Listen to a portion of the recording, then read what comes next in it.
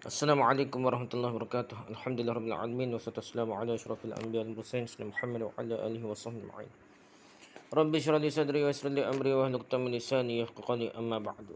Kita nak sama balik kitab kita ni, kitab Tafsir An-Nuzha jilid ke-5. Surah Yunus ayat ke-11 dah. A'udzubillahi minasyaitonir rajim. ولا يعجل الله للناس الشر استعجالهم بالخير لقضي إليهم أجلهم فانذروا الذين لا يرجون لقاءنا في طغيانهم يعمهون. Dan kalau sekiranya disegerakan oleh Allah bagi manusia, yu'ajjilullahu linnas asyarra, suatu kejahatan sebagaimana mereka memintanya segera. Isti'jalhum sebagaimana mereka tersegera dengan kebaikan. Isti'jalhum bil khair laqad ilaihim ajaluhum, nescaya dihabiskanlah bagi mereka ajal mereka. Tetapi kami biarkan orang yang tidak mengharapkan pertemuan kami itu dalam kesesatan dan kebingungan. Fanazarul ladzina la yarjuna liqa'ana fi tughyanihim ya'mahun. Kami biarkan orang yang tidak mengharapkan pertemuan kami itu dalam kesesatan dan dalam keadaan bingungan. Ya'mahun bingungan. Tughyanihim, kesesatan mereka. Ayat ke-12. إذا مس الإنسان الضر دعانا لجنبه أو قاعدا أو قائما فلما كشفنا عنه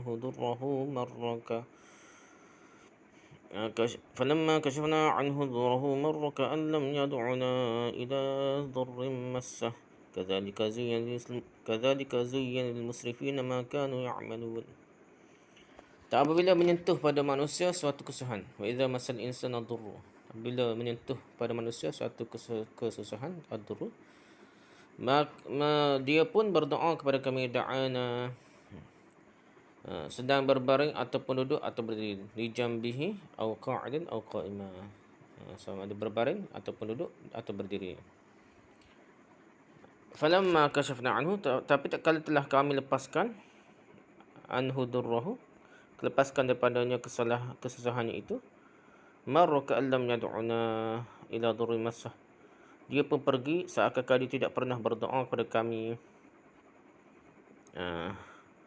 buat menghilangkan kesusahan yang menimpanya itu.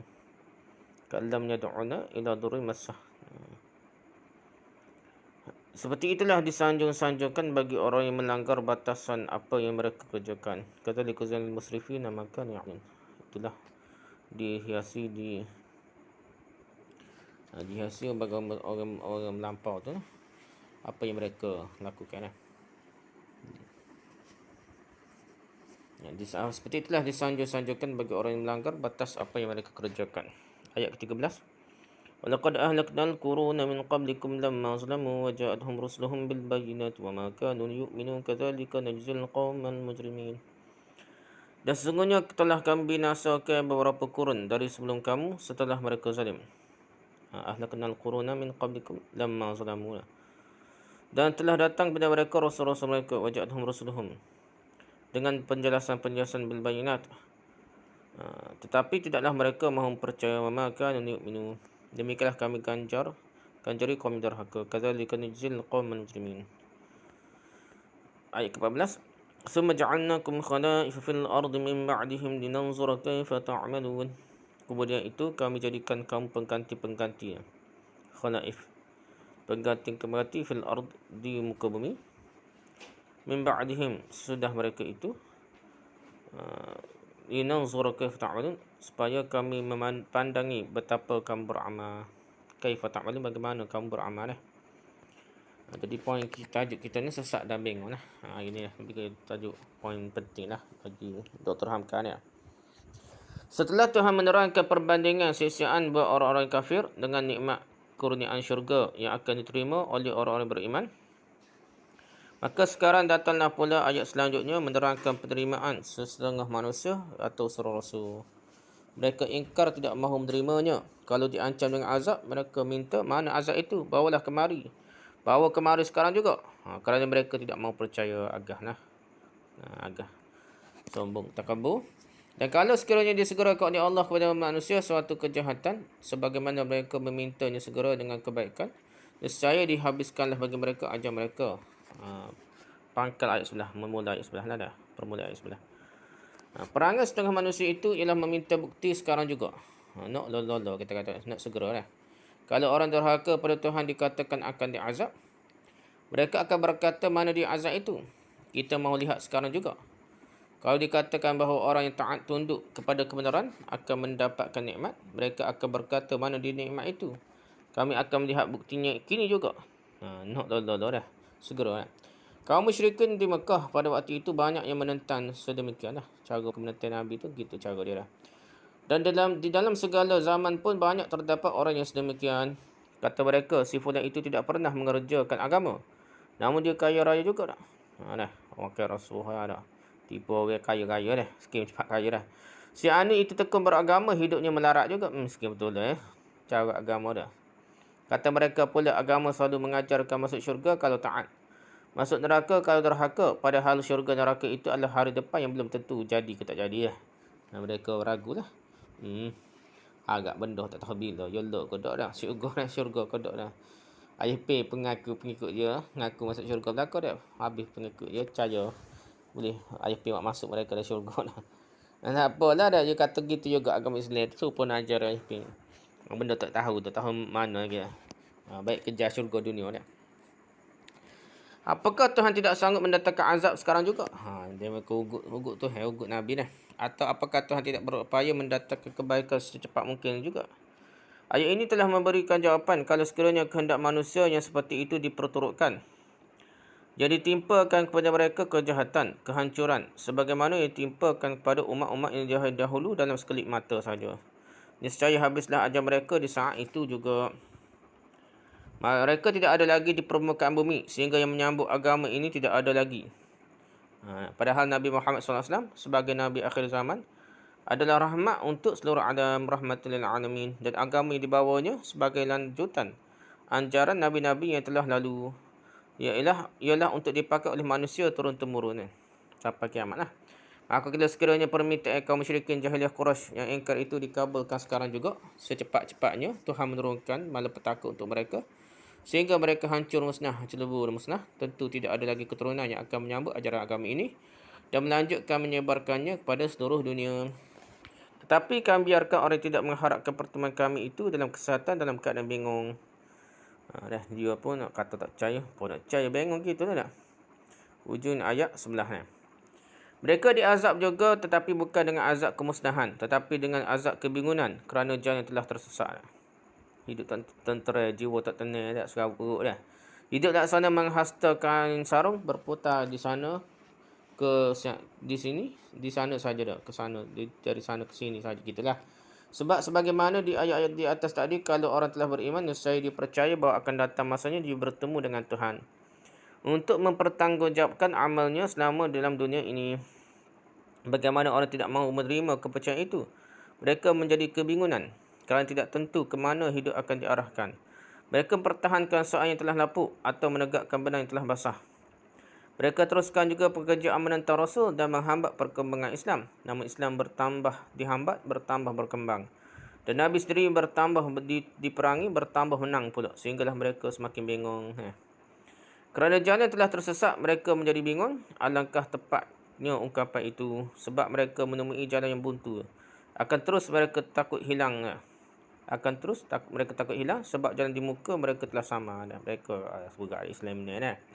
Akan surut, mereka pun tidak boleh lagi kerana langkah telah terlangkahkan. Nak patah balik tak boleh dah. Silap teknikal dah. Dari segi politik ke apa dah. Bergabung dengan parti ni khianat dah lah. Lepas tu nak patah balik sudah dah. Tak boleh nak gimana. Nak terus ke? Nunggunya dah. Azab jiwa seperti ini bagi kelompok manusia yang telah cerdas lebih pedih daripada segera sahaja dibinasakan. Ada setengah tu binasa habis lalu dah. Tapi jiwa sengsara kerana takut Allah ni, takut sengsara ni dah. Ketakutan je tidur pun tak lena dah. Kesengsaraan ia berpanjangin lama lah ni. Bukankah kerap kali manusia yang telah bingung kerana kehilangan pedoman hidup itu ingin sekali membebaskan diri mereka dari kesulitan dengan memilih mati? Ada tension dah, stres. Siapa aku bunuh diri dah.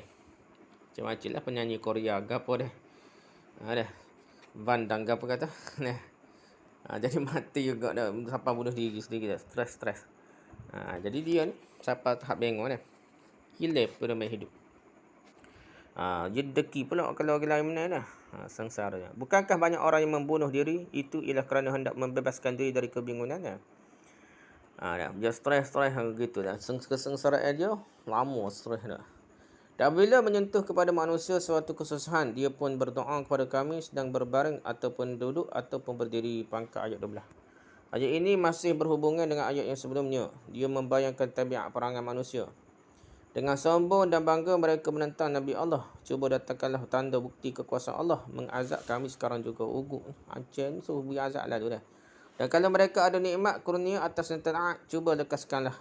Kalau nikmat buat baik tulis 100 riyal, 200 riyal, 1000 nak. Biar nampak lalu. Apakah permintaan demikian sungguh-sungguh datang dari jiwa mereka? Bukan. Bukan terhangkar tu dah. Sebab jiwa orang seperti demikian bukanlah jiwa yang tahan kena cubaan. Sebab pertemuan dengan Allah tidak ada. Masalah utama ni beriman tak ada dah. Tak percaya jumpa Tuhan. Kalau mereka ditimpa oleh suatu kemudaratan atau kesusahan, mereka akan gelisah berdoa. Mohon kepada Allah, ya Tuhan, kasihanilah hamba-Mu ini. Mereka berdoa baik sedang berbaring tidur atau sedang duduk tafakur atau sedang tegak berdiri. Bukan main besar malapetaka yang menimpa diriku. Tidaklah aku sanggup melepaskan diri daripadanya. Kalau tidak dengan pertolongan Engkau, bilakah agaknya aku akan terlepas dari bahaya ini? Ya Allah, tolonglah aku. Bukan kepala khusyuk doa mereka ketika itu. Ketika ada masalah, doa tak mudah lah. Orang musyrik itu sendiri apabila bahaya menimpa mereka telah sangat-sangat besar, tidaklah kepada berhala mereka mentolongnya. Cara orang yang berhala tu. Kalau benda tu telajak serius, telajak penting, dia tak minta nak berhala juga dah. Dia minta direct dengan Tuhan dah. Cara syirik dulu dah. Mereka bukan berhala, tok wali, tok guru dia dulu lah dah. Tapi dia kata kalau terparuk itu tak boleh. Macam gitulah dak. Kalau benda-benda sikit minta dengan kaki tangan raja ke apa menteri-menteri ke YB ke apa dah. Dan benda terparuk mana jumpa tak agung raja terus nah. Tak payah dia mari tengah-tengah nah. Benda ni serius, tak boleh minta dengan orang lain, minta tu ni. Raja dah gitulah juga ni. Orang kafir Quraisy gitu dah. Mereka langsung meminta kepada Tuhan. Beribu-ribu tawanan kaum komunis yang ditawan kerana pemberontakan mereka yang gagal di awal bulan Oktober 1965 di Indonesia dah. Saya komunis di Indonesia ni gagal kena ini amal lah dah.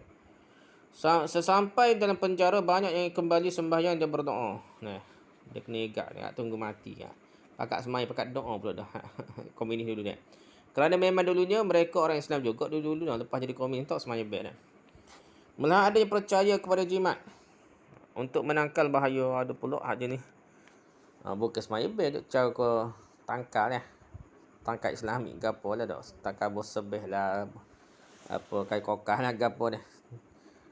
Ada juga yang tu untuk menangkal bahaya, padahal selama ini bertahun-tahun lamanya mereka dididik buat menyingkirkan perbuatan yang menurut mereka tidak masuk akal. Dulu dia torture ni, dia tarbiyah. Cara komunis siapa yang tak percaya benda-benda gitu dah. Tak percaya dia Tuhan benda baik, tak percaya dah. Siapa yang tak percaya ke jimat ni. Boris Pasternak, pengarang Rusia yang mengarang Dr. Zhivago. Dia buat buku Dr. Zhivago dalam tajuk dia dah. Bagi Rusia dah. Itu menerangkan juga bahawa seketika orang komunis telah masuk dalam penjara, banyaknya seperti komunis di Jawa tadi, iaitu menyimpan jimat dah. Walaupun dia kata komunis ni tak percaya ke Tuhan, tak percaya ke benda baik ke apa dah, sekali ada juga tangkal sebagai bahaya, tangkal bahaya benda baik lah. Sebab azimat itu rupanya ada pula dalam kalangan Kristian Ortodoks, sebagaimana dalam kalangan Islam kolot lah. Jimat-jimat ni orang Kristian Ortodoks hak karut-marut tu, nenek moyang begitu juga. Ada dalam orang Islam yang mengaku Islam tapi ikut tek nenek moyang, simpan tangkal dah. Pakai subir besar pun nak cara ke tangkal lagi dah. Tetapi tak kala telah kami lepaskan daripadanya kesusahannya itu, dia pun pergi seakan-akan tidak pernah berdoa kepada kami, kepada Tuhan lah, buat menghilangkan kesusahan yang menimpanya itu. Ini pun tabiat kebanyakan manusia tadi. Di waktu susah dia tekun berdoa kepada Tuhan. Tapi setelah bahaya terlepas, dia pun pergi. Tuhan Allah mereka belakangi dan tidak mereka tegur siapa lagi. Mereka telah lupa bagaimana keadaan mereka di dalam susah dahulu. Bagaimana di waktu itu mereka berdoa dengan tekun. Begitulah perangai orang yang sejak semula jiwa mereka tidak berdiri atas dasar kepercayaan akan bertemu dengan Tuhan itu. Percaya tak percaya lah dah. Nak kata tak percaya lah sedap juga itu minta Tuhan dah. Percaya tak percaya, ragu-ragulah nak jumpa Tuhan ni. Begitulah keadaan jiwa dari musyrikin Mekah yang menentang Nabi Allah, minta diturunkan azab sekarang juga. Orang yang keras mulut dan sombong itulah kelak bila datang bahaya akan kelihatan kecil dan kerdil jiwanya. Sombong agak debel ni tak percaya Tuhan kononnya apabila terparuk kat. Maksud jaga pun tak adilah di Indonesia 1995 kat kaum ini. Dan sekali nampak semaya lah cara kau tak cara benda-benda karut pun cara benda-benda gaib ni. Seperti itulah disanjung-sanjungkan bagi orang yang melanggar batas apa yang mereka kerjakan itu. Orang yang melanggar batas yang ditentukan oleh Allah, iaitu batas Allah sebagai khalik dengan batas manusia sebagai makhluk. Pelanggar batasan itu telah menyombongkan diri, artinya telah keluar dari batasnya sebagai manusia. Tak jadi manusia. Dan mencuba masuk ke dalam bidang hak Tuhan. Ini masalah. Penyakit nak jadi Tuhan berlaku. Tidak memperakui hak Tuhan pada Allah SWT saja. Pakaklah orang nak jadi Tuhan. Bersatu dengan Tuhan lah dah. Dah terwujud lah dah. Nur Muhammad lah. Semua ni nak suruh makhluk jadi Tuhan juga lah. Lepas tu bertapa yoga-yoga tu bersatu dengan alam, bersatu dengan Tuhan juga lah. Telah maknya yoga ke apa lah. Bila dipukul sedikit saja oleh Tuhan dengan bahaya, kelihatanlah kebingungan, kehilangan pedoman dan kegelisahan. Dan kalau terlepas mereka lupa lagi. Berbeza sangat dengan orang berjalan dalam batas dan garisan yang betul dah. Bagi mereka datangnya suatu bahaya, ada penangkis iaitu sabar. Dan bila datang keuntungan atau lepas dari bahaya, ada pula persediaan iaitu bersyukur lah. Mereka tidak gelisah di waktu susah dan tidak pula lupa daratan di waktu senang. Dan sesungguhnya telah kami binasakan beberapa kurun dari sebelum kamu. Pangkat ayat 13. Jadi kaum-kaum ini dulu ni Allah binasakan lah. Satu kurun kadang-kadang bererti 100 tahun. Sebagai dalam bahasa Indonesia kita disebut satu abad lah. Kadang-kadang bererti juga satu angkatan atau satu keturunan. Yang dalam bahasa barat disebut generasi. Boleh juga masuk kurun-kurun ke generasi. Telah dibinasakan Tuhan berapa kurun itu setelah mereka zalim lah. Generasi dulu lah. Pembinasaan yang menimpa mereka ialah kerana aniaya mereka sendiri, kezaliman mereka sendiri, zalim mereka sendiri, melanggar batasan dan peraturan. Dan telah datang pada mereka rasul-rasul mereka dengan penjelasan-penjelasan. Semua rasul itu datang bukan sebarang datang, melainkan datang dengan wahyu dari Tuhan. Ada yang membawa kitabnya lengkap sebagaimana Nabi Musa lah, dengan Tauratnya, Syu'ab, Lut, Hud dan Saleh dan lain-lain. Tetapi tidaklah mereka mau percaya juga dah. Dengan ringkas dibayangkan dalam ayat ini perjuangan rasul-rasul itu yang diuraikan agak panjang pada surah-surah yang lain. Bagaimana rasul-rasul itu datang, bagaimana pula kaum itu menolak, dan akhirnya bagaimana Allah menghancurkan mereka. Demikianlah kami ganjar kaum yang durhaka. Ujung ayat ke-13. Ganjaran siksaan datang pada mereka kerana sebabnya telah bertemu, iaitu lamma zalamu. Tak kala mereka telah zalim. Yang berkuasa berbuat semau-maunya. Yang lemah tertindas dan tidak ada jaminan. Kerana lemahnya, tidak ada lagi percayai dan Tuhan Allah hanya tinggal pada bibir saja dah. Jual selai takbir RU 35 kau ikut lah. Dan sekali bakal senyap gitu lah dah. Dah. Tidak keluar dari rongga hati tu lah. Allahu Akbar. Bukan lah. Daripada hati dan bibir saja dah. Sebab itu maka kacaulah masyarakat mereka dan seluruhnya telah ditimpa dosa, seluruhnya telah durhaka. Orang baik-baik pun tidak dapat lagi mempertahankan pendirian hidup yang baik, sebab seluruh masyarakat umumnya telah jahat. Orang yang benar tidaklah berani lagi menyebut yang benar, sebab kalau yang benar disebut akan berbahaya kepada dirinya sendiri. Kata betul tak? Tuduh orang pengkhianat nak dah. Tepat tak jauh ya dah. Gitu. Macam-macam dah. Keteguh hak betul tak boleh dah. Ikir lawak macam-macam lah nak. Dan lantaran tidak berani itu pun dia telah durhaka, melalaikan kewajipan kerana takut mati. Lantaran itu datanglah azab Tuhan. Azab itu ada dua macam. Pertama, suatu kaum atau bangsa yang telah menghancurkan dirinya dari dalam kerana zalim, kerana keadilan tidak tegak. Maka jatuhlah semangat bangsa atau umat itu dan lemahlah dia. Macam-macam penyakit pun akan datang. Setengahnya kerana tidak tahan kezaliman bangsa sendiri, dia pun bersedia menerima pertuanan bangsa asing. Kadang-kadang sama sendiri ni balah zalim, dia akan jadi perpecahan. Menyebabkan bangsa asing ada orang sanggup serah pada bangsa asing negara dia. Sebagaimana cerita jatuhnya Singapura ke tangan Majapahit. Menurut dongeng sejarah Melayu lah. Betul ke tak betul tahu dongeng ni cerita yang dulu dah. Ialah kerana Raja Singapura menghukum mati anak perempuan seorang orang besar kerajaan. dengan menusuk faras perempuan itu dengan sula pucuk nipah kerana sakit hati si ayah. Dialah yang membukakan rahsia pertahanan Singapura kepada penyerang dari Majapahit. Itu cerita je lah. Kerana zalim raja dah. Zalim dalam negeri itu terbahagi dua pula. Pertama, zalim tiap peribadi kerana berturutkan hawa nafsu, mabuk, zina, judi, boros yang semuanya merosakkan akhlak atau rohani, jasmani, mental. Kedua ialah kezaliman yang berkuasa. Mentang-mentang berkuasa berbuat semau-maunya, merampas milik rakyat, menaikkan pajak, cukai ke apa dah. Menahan orang yang dicurigai sampai bertahun-tahun.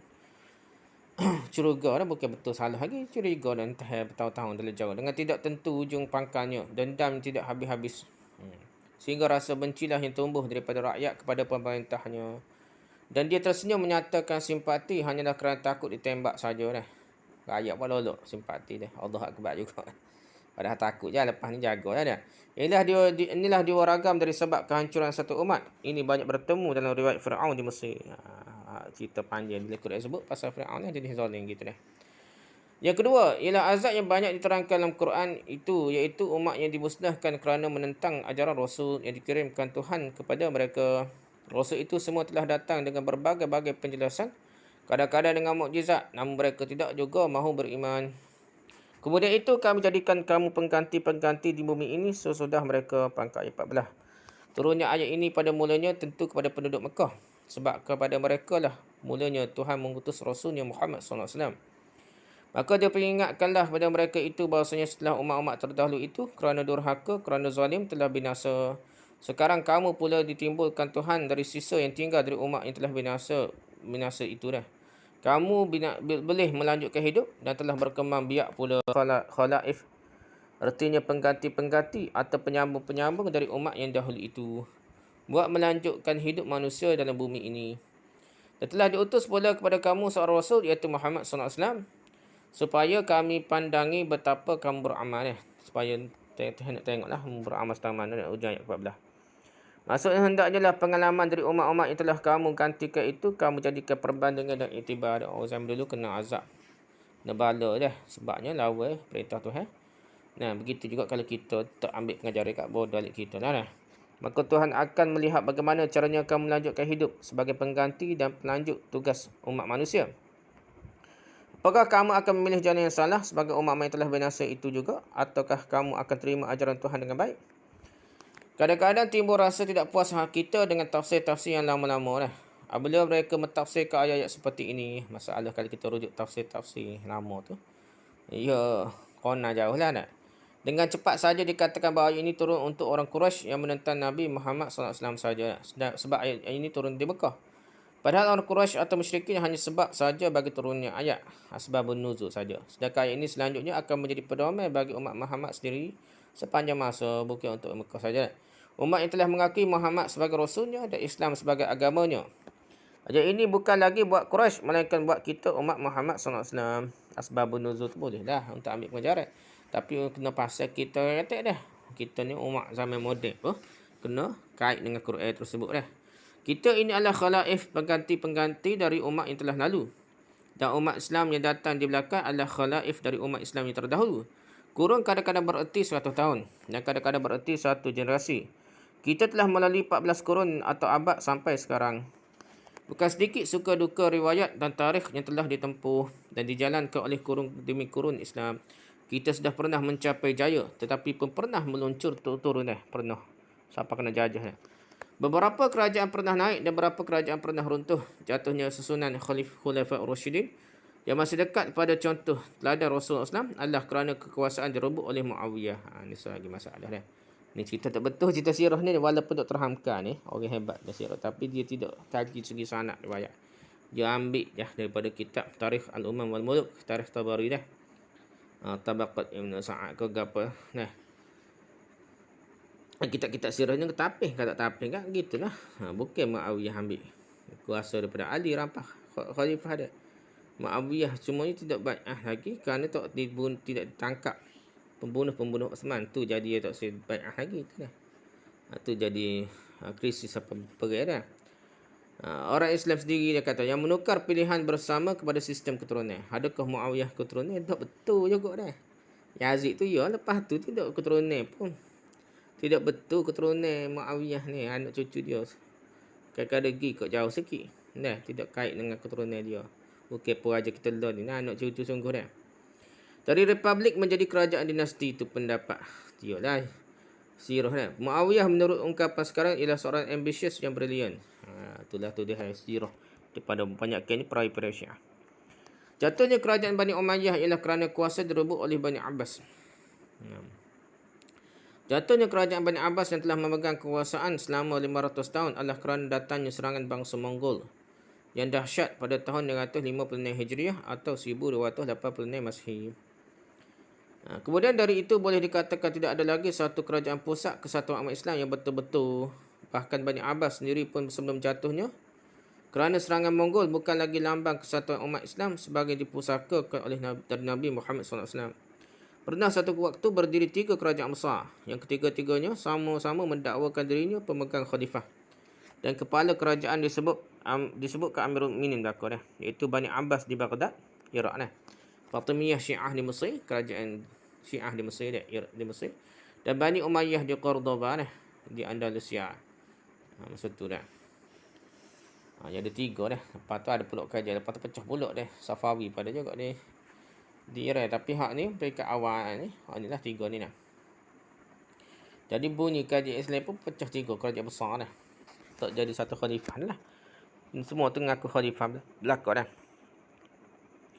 Nabi Muhammad SAW pernah menerangkan bahawa dari segi akidah, pedoman keagamaan, beliau telah meninggalkan pusaka yang cukup. Balahannya serupa dengan siangnya, tetapi beliau mengatakan bahawa ancaman besar yang akan menimpa umat Islam sesudah beliau wafat ialah timbulnya fitnah-fitnah, iaitu kemeluk-kemeluk kacau balau, huru-hara, kerana pertarungan sesama sendiri, kerana perebutan kekuasaan. Maka belum setengah abad sesudah beliau wafat telah timbul fitnah besar peperangan Ali dengan Muawiyah. Kata setengah ahli sejarah, pertarungan ini adalah lanjutan dendam Bani Umayyah di zaman Jahiliyah terhadap Bani Hashim. Ni karut lah. Cerita perbuatan Syiah. Nah, apa kata Muawiyah ni? Bani Hashim serupa. Ya dah. Dendam ini pula yang menjadi bibit yang kelak akan menjatuhkan kuasaan Bani Umayyah setelah berkuasa lebih 80 tahun. Kerana direbut oleh Bani Abbas. Sebab Bani Abbas adalah Bani Hashim. Ni buat cerita ni. Tak betul juga dah.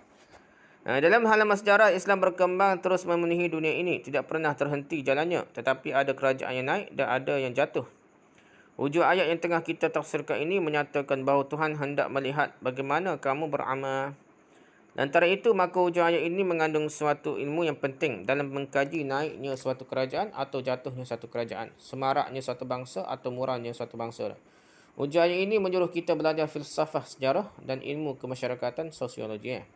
Ayat ini dan beberapa ayat lain memberi kita kesan bahawasanya keruntuhan atau kehancuran negeri-negeri sebagai Ad, Samud, Tubak, Madian, Aikah, Sadam dan Ghamurah yang begitu penting buat diperhatikan di zaman lampau akan terjadi lagi dalam bentuk yang lain di zaman selanjutnya. Lepas tu berlaku pula masalahnya orang tak ambil pengajaran. Berlaku hak jatuh dulu, jatuh semua dah kerja Islam lepas tu. Sebab di zaman dahulu itu Nabi-Nabi datang membawa mukjizat. Mereka itu menolak Nabi dan mendustakan mukjizat. Nabi pada akhir ialah Muhammad SAW. Mukjizat yang beliau bawa ialah Al-Quran. Dan Al-Quran itu tetap ada sampai sekarang dan isinya tetap hidup juga. Maka dapatlah kita uji kebenaran Al-Quran dengan perjalanan sejarah Muslimin yang kita tempuh dari abad ke abad. Terusinya lebih dari 4 juta kaum Muslimin dari Sepanyol dalam abad ke-16. Nescaya lebih hebat dari runtuhnya negeri Nabi Syuaib atau negeri Nabi Lut. Kita tak baca cerita Nabi Syuaib Nabi Lut tu hebat kena bala dah. Tapi kita kena ingat orang Islam pun kena bala lebih kurang juga dengan 4 juta dah orang Islam ni daripada Sepanyol kena halau kena bunuh dah. Kena usir daripada Sepanyol pergi bertelebaran dah. Kena kena bunuh dah.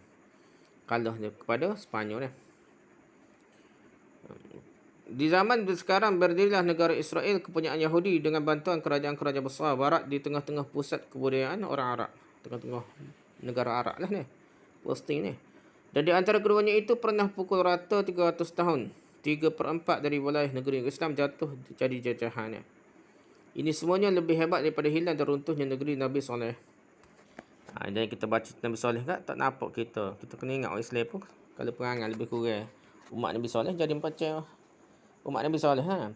Soal ini sekian lamanya tidak menjadi perhatian dari sarjana Islam sendiri. Ulama itu apabila menghadapi soal seperti ini, kebanyakan menjawab dengan pesimis atau tasya'um. Mengatakan bahawa semuanya ini adalah azab Tuhan kepada kita kaum muslimin kerana meninggalkan agama. Gitu je. Mudah tak? Apa kena bala ni tak? Tak semaya kau ke apa dah. Kita buat hudud dah. Dan kita akan terlepas dari bencana ini kalau kelak Imam Mahdi datang. Ni pun mudah juga mikir. Tak apa lepas ni. Kita ready untuk menyambut Imam Mahdi. Dan kata mereka pula semuanya ini adalah takdir yang tidak dapat kita elakkan lagi. Hanya seorang ahli fikir Islam yang mengupas soal-soal kenaikan dan keruntuhan ini secara ilmiah, iaitu Ibn Khaldun. Ibn Khaldun ni kadang-kadang telajuk ilmiah pula dia tolak Nabi Yusuf ke apa dia. Tapi yang pentingnya dia dikatakan bapa sosiologi dunia dah. Moden dah Ibn Khaldun ni. Sosiologi mengkaji masyarakat ni. Cuma dia tulisan dia hilang pasal terbentuknya Syiah. Pak lah hilang dah. Siapa dia ni buat dah. Karangannya Muqaddimah menjadi bahan studi yang mendalam. Muqaddimah Ibn Khaldun terkenal sampai pada zaman kita ini pun tentang ilmu sosiologi. Ujar ayat menegaskan bahawa Tuhan Maha melihat apa yang kamu kerjakan. Alangkah penting hubungan manusia dengan perkembangan pekerjaan dan usaha mereka dalam membangunkan masyarakat mereka. Apabila semangat bekerja masih berkobar-kobar berdasar kepada iman akan Allah, suatu masyarakat atau suatu negara tidak akan runtuh. Tetapi apabila semangat bekerja mulai kendur kerana iman yang mendorong pun sudah padam, keruntuhan tidak dapat dicegah lagi. Yang lemah hancur dan yang kuat naik. Agama tegasnya Al-Quran dan As-Sunnah sudah ditinggalkan oleh Rasulullah SAW akan menjadi pedoman dalam menghadapi dan menguasai hidup. Kekuatan iman memberikan ilham yang kuat. Hidup mesti dapat menyesuaikan diri dengan ruang dan waktu. Sedangkan Al-Quran mengatasi dan memimpin perubahan yang akan mimpi perubahan ruang dan waktu. Semangat itulah nyaris runtuh. Boleh bangun kembali kalau umat mahu pulang pada iman dan amalnya. Setakat tu dulu dah. Lepas ni kita sambung ayat ke-15 dah. Wallahu a'lam. Subhanakallahumma wa bihamdika. Subhanakallahumma wa bihamdika. Asyhadu an la ilaha illa anta astaghfiruka wa atubu ilaik. Assalamualaikum warahmatullahi wabarakatuh.